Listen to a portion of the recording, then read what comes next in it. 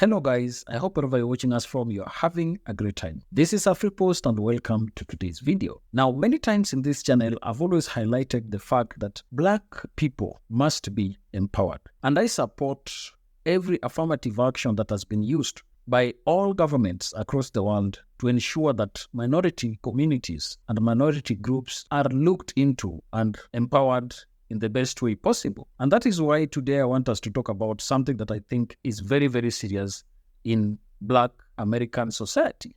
And this is the rising cases of single motherhood. You know, research has shown that over 71% of Black babies are born outside marriages. And therefore, the question here is, why are there more births outside marriages? I know there are a lot of things to explain this, but I want us to really look at one angle in this video. And this is a speech of this Black lady talking about how feminism has impacted and has weakened African-American families. Let's watch this, then come back and talk about it more. My position is that the Black woman's disrespect and rebellion against the leadership and the authority of the Black man is a direct cause of the breakdown in our Black family structure.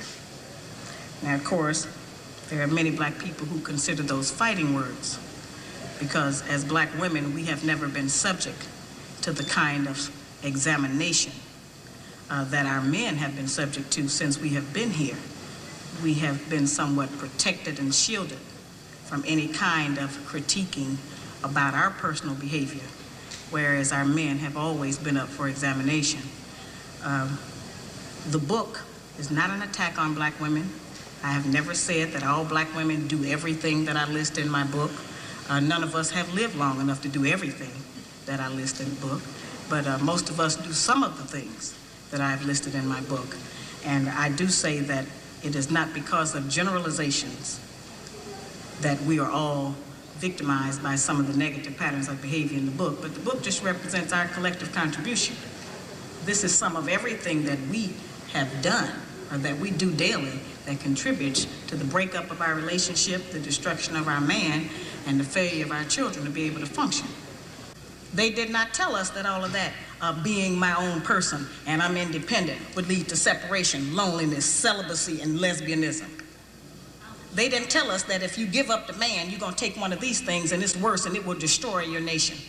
They didn't give us that information. They made us think that it was some kind of glorified position to brag about the fact that I got my own job, my own credit card, my own car, so I don't need no man. I don't even know how we got that mixed up. Ain't none of that got nothing to do with being with no man.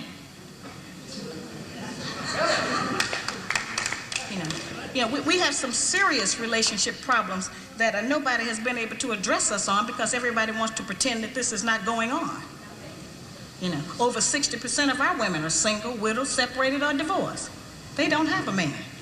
I just came out of Florida and they got a housing complex that the Urban League built, which is a Black organization that is for women and children only. They say they don't allow any men in there. I didn't have time to deal with it, but I talked about them real bad. That's the silliest program I've ever heard of. You know them women that had men if they got a bunch of children. They need fathers. They need protection. We hear about the drug problem that we have in our projects across the country. It's one of the major places that we have a drug problem. We talk about the great strength that we have as Black women. Well, the welfare department don't rent government apartments to single Black men. Those apartments belong to Black women who are allowing this to go on in their home. We have not looked at what part of the responsibility do we share. Yes, Black men sell a lot of drugs, and a lot of us Black women get the money from them drugs and buy some of these fancy clothes we wear. Drive around in some of these fancy cars. He is not doing these things alone and without support from us, whether they are good or bad. See, we have a lot of power. We are very strong women. I'm saying that we're using our strength in the wrong direction. We're using it to tear our man down, tear our nation down, instead of building it up. Having an education and a job does not necessarily mean you have a successful life. I keep telling Black women that to raise a child, they say, well, I provided with food, clothing, and shelter. That's not raising a child, that's maintaining one. To raise a child, you need a parental coalition of a man and a woman. We have sons who, by not having a father in the home, they don't know how to respect women. They take on the Black female emotionism They're doubtful, they're indecisive, they can't make a decision, they don't know what to do about being a man because we can't teach them that. We don't have that knowledge. We have daughters who grow up in a home where they don't see any affection, where there's no man there. They go out into the world and try to mate. They don't have no idea how to be no woman to no man, how to function in a house with a man, because they haven't seen it. Most of our children, just like us, get all the information we have about how you be with a mate off television. It's the only medium that shows us anybody being together. Those rules have not worked for us.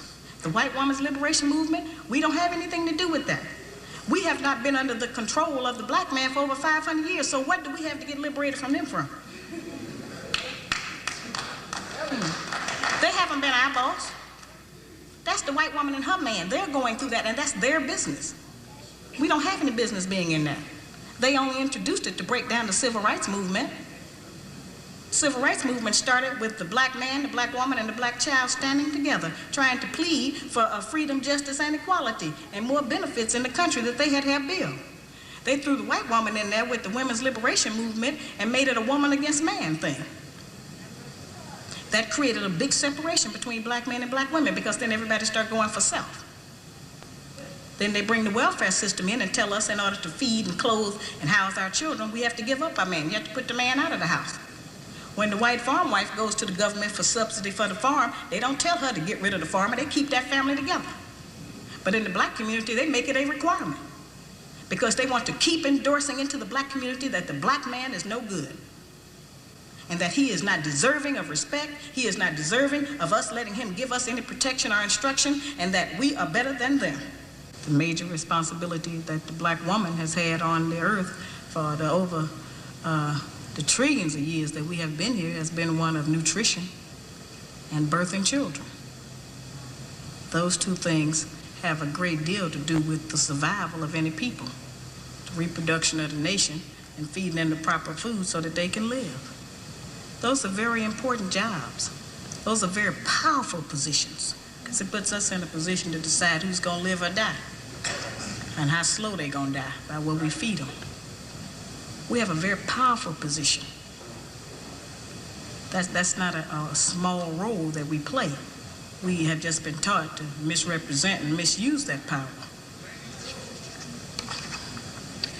The people who we have been counting on to give us the truth about how to get along have failed. The white people don't know how to get along. They don't have that information themselves. They don't get along with nobody on earth. So they didn't have no information to impart to us about how we're supposed to get along. They change their relationship rules at will. We have, tons of black children around this country that I hear from who have grown up traumatized by the fact that they were referred to as the outside child. When we were having children like that, they called it illegitimate children, until the white woman started having them, and now it's single parenting. See, they changed the rules according to what they're doing. So I've called on our people to change them depending on what we want to do, what our needs are. There's another need that has not been addressed in our community, because nobody will deal with it, and that's one that God did not create three sexes. We only have men and women. Now, I have not said that we should reject the sisters who try and act like men and the men who try and act like women. I'm not saying to reject them from among us, but they need to be taught. We don't have to accept that as some kind of normalcy, because that's not normal. I'm trying to demonstrate how they have set rules that they have forced us to follow that they don't even follow themselves. They change the rules to suit them when they get ready. We can change them to suit us when we get ready, especially if we have what we have now, which is a failing system. It hasn't worked for us. We don't have to be ashamed that it hasn't worked for us. But we do have to be ashamed of the fact that we keep plodding behind it and not trying to make the corrections that will help our people to survive. He wants to keep us in this condition. He wants to keep us separated from our man, because he knows that the only door, the only route he has to destroy our black man is through the black woman.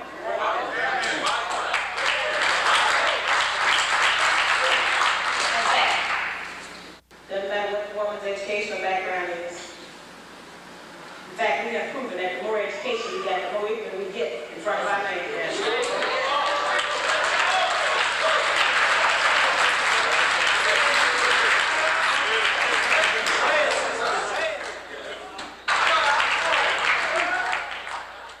Sometimes these words sound like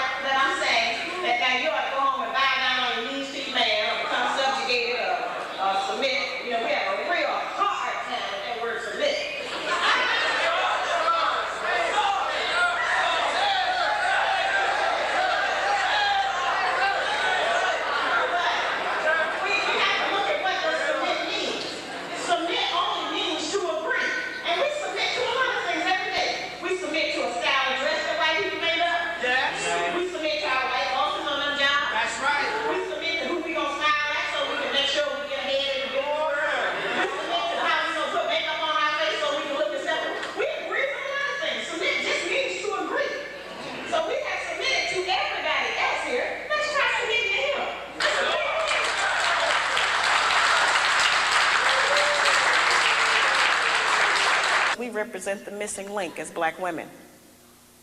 The black man has been dissected, examined, the white man, the white woman, and the black child. But it has been us as black women who have never been examined. We have been protected, we have been insulated, we have been kept from any kind of criticism about our personal behavior in the home and outside of the home, and we have been given the false compliment that we are the backbone of the black nation. There is no doubt in any community in this country that the men in those communities are the backbone of their nations. There is no doubt in the white community that the white man is the backbone of his nation. The European, the Buddhist, the Korean, the Japanese, the Hispanic, all of those men are the backbones of their community, and there's no doubt about it. It is only in the black community where those values have been transposed and where they put that burden on us and tell us that we are the backbone of the black community, which is a direct insult to the black man and implies that he don't have no backbone and that his women have to represent him. I remind people all the time that God did not make the white man, the white woman, the black woman, and then the black man. He made the black man first, and he created all of the rest of the people after him. In 1985, I was going about the country trying to still work to teach our people something, trying to get them to stop eating pork. And at that time, I was having what I call get off those hog lectures. And I would take the microscope out, and I would show black people how even if you cook pork, you couldn't kill the worm. I would show them that the worm was still alive in the meat after heat, because that's what they told us, that you could cook it and kill the worm. And so I would show them what it did to the brain and the spinal column. And so there were many black men who wanted to stop eating pork. They wanted to change their diets, and they were in agreement. But it was the black woman who I found who was the most adamant, who refused to change her cooking habits, who didn't want to shop differently, who didn't want to do any different meal planning.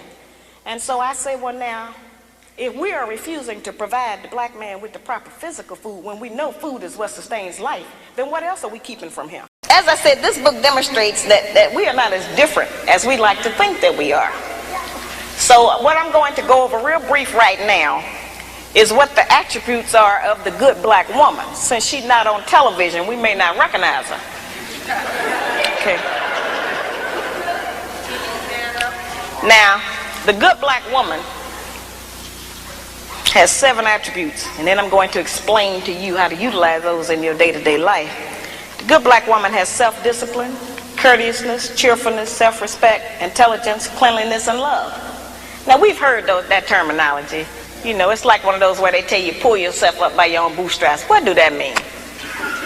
You know, how can I make that functional in my day-to-day life to benefit me as a practice? It sounds like all theory. Where's the practicum? What do I do? The good black woman has self-discipline. That's self-control. Let me make that real for you, sisters. We can start with our mouth. The good black woman can control her mouth. She don't have to say everything that comes up. It's okay if he get the last word sometime. You know, she don't cuss in public.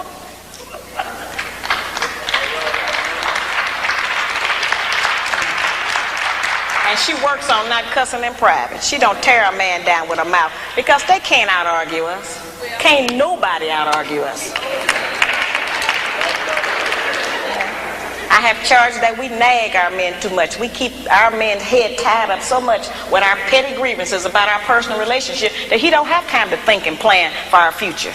Because he got to deal with what's going to happen with us every day. You know, it's real odd. When the black man come home, he almost have to do a wind test or stick his toe in the door. He don't know what's waiting. He don't know who in there today. He know it's a possibility that there's some kind of new monster that he didn't even know about yesterday. So, you know, we need to not make it like that. We need to not be so vicious with our mouth. You know, men are not petty like that. They're not going to out-argue us. And it has been proven that verbal abuse is just as harmful as physical abuse. So let's not use our mouth to do that to him. The good black woman is courteous. She says, Thank you, baby. I appreciate you doing that. I appreciate every effort you make. Try harder. I'm going to work with you. Thank you. I know you did your best. Now that's a whole new language.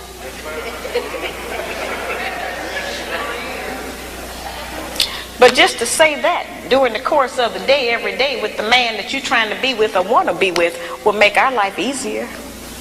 We can't get it if we don't give it. We keep wanting them to give us and do something for us that we refuse to do and give to them. It don't work like that. The good black woman has self-respect. She don't have to go out naked just to get the attention of a man.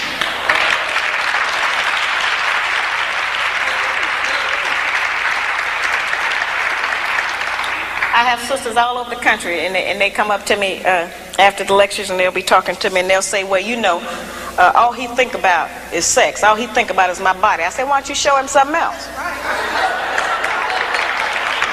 And then here's the really good one.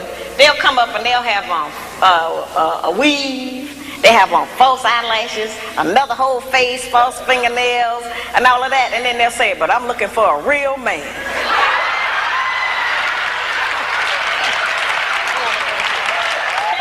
It's real deep. I say, why? What do you want a real man for? The good black woman can pull a dress down without thinking that it devalues her. She doesn't have to use her body because she has so many other good attributes about herself to get the attention of a man. We can take the sisters in a position to take all of the charge and sexual energy out of the black community by just dressing differently. We have the power and control over that. That don't stop you from being beautiful. That don't stop you from getting a man. And it certainly puts things on the right perspective so some other judgments can be made other than physical. It don't take no knowledge, wisdom, and understanding to have a sexual reaction. That's the most base. We spend less time doing that than anything else we do.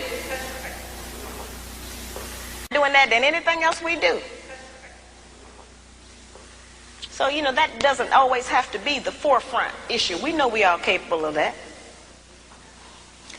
The good black woman has intelligence, meaning that she knows how to behave properly in the streets. She's not in the wrong place. Some of our women don't know what else to do other than go to the bar. They need some activities. Some of our women thinking that staying home on the weekend is some kind of sin.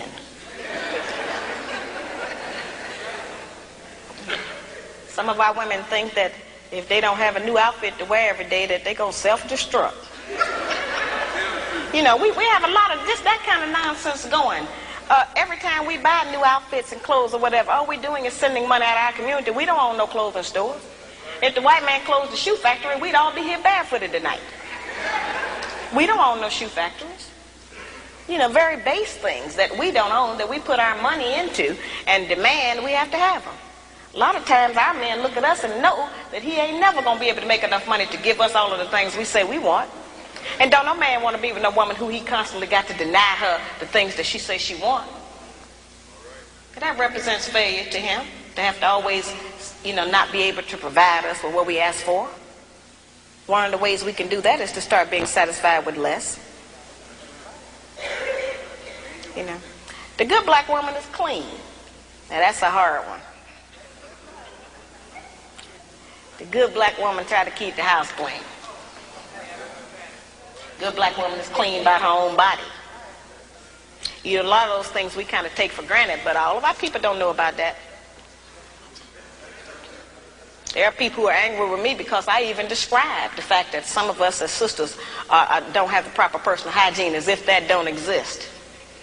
We have too much falsehood and pretense going about our condition. Everybody that's dressed up ain't clean. You know, that's just the truth. We have to look at our condition in the light of truth. The good black woman practices non-possessive loving. Now, y'all know that's a hard one. Now, envy is wanting what someone else has. And jealousy, of course, is just selfishness. Non-possessive loving is not an easy one for us to practice. And of course I have a lot of sisters and some brothers who are in disagreement with me saying that. But the actual fact is that our men are outnumbered about 5 to 1. And nature is going to require that the men take responsibility for more than one woman and her children. Most of our men have children by more than one woman anyway. So I don't know why that was such a surprise, allegedly, when I said that. The black man has not been waiting on me to tell him he could have more than one woman. You know, I'm in agreement with the rest of y'all. I don't think he should do that, but I feel like you did. There are some things perhaps about the nature of our man that we have been given some definitions about that are not true. There are some things he can do that we call him a dog. We do not have the same capabilities as a man. I am not talking about fornication and adultery. That's something else. I'm talking about actual responsibility of fatherhood and husbandhood of another family. That's quite different from fornication and adultery. We don't have the same capabilities of them. That's right. A man can have 2 homes, 2 sets of in-laws. He can eat dinner at 2 houses, 2 sets of children, 2 garages, 2 separate sets of friends attached to that woman. He can have all of that. We can't do that. We can't cook dinner at 2 houses. We can't sleep with one man 4 nights a week and another one 3. Ain't no man gonna agree with that. We can't have one set of children we leave in one place and go and stay in another place and take care of another set. It doesn't work for us. Now that does not mean that we can't have sex with more than one man. That's not what I'm talking about. I'm talking about just taking responsibility for your children.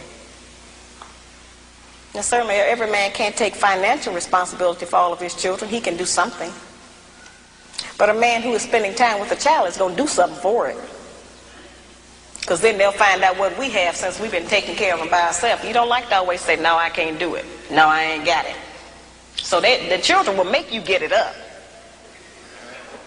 You spend some time with it. You know, that's an important thing. The effectiveness of the principles that I just described, their usefulness has not diminished just because modern opinion has changed about them. There is not a black man in this room who does not still enjoy it if his woman bake him a cake. Well, our young daughters are being raised and taught that that's old style and that's out of fashion. We are not making those rules. Somebody else is, and they're imposing them on us and making us think that we have to qualify under them.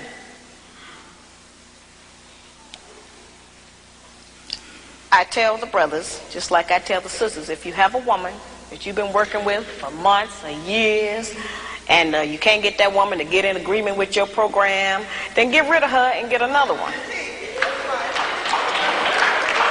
And I tell the sisters the same thing. If you're with a man you can't agree with, don't make his life miserable. Get with a man you can agree with. But we spend too much time living in hell with each other. We spend too much time tearing each other down, trying to make the other person do different or function different. If you want somebody to change, first change yourself. We set the example. We are the teacher. We are the mother. We set the example. Now, that is such a great speech by Sharad Ali, and I think she's made some very, very important points. I do not want to belabor what she has said on the impact of feminism in African American society and even family. But what we see here is that research has shown that black families are more single than any other family. I know there are other underlying issues and the intersectionality issues that come up that can really define why these kind of things exist, and they are. For example, if you look at the rate of incarceration of black men, it's high, and therefore some of these parents tend to have their families broken up because the man might go to jail, the woman will have to remain and take care of children and the family. So this is something that could really be looked at in different angles. But on the aspect of feminism, I think our black women have also been taught to really have a certain angle of looking at black men. Some of them look at black men as people who are not able to really deliver. Some think that they are not working hard enough to really provide for them what they should be providing. So there are different angles through which people can look at this. But for me, I think we have to listen to what Sharad Ali is saying there, and she's making some salient points and even giving some good advice to our ladies so that they may also accept us and embrace us as we are, because other races are working so hard to ensure that their families are tied together. But then they're giving us ideas, that are meant specifically to make our families weaker. So it is upon us to really wake up and see a strategy through which we can ensure that our families remain together. Tell me down in the comment section what you think about this topic. And if you're watching us for the first time, don't forget to subscribe to our channel, like this video, and also share. Thank you, and may the good Lord bless you. Goodbye.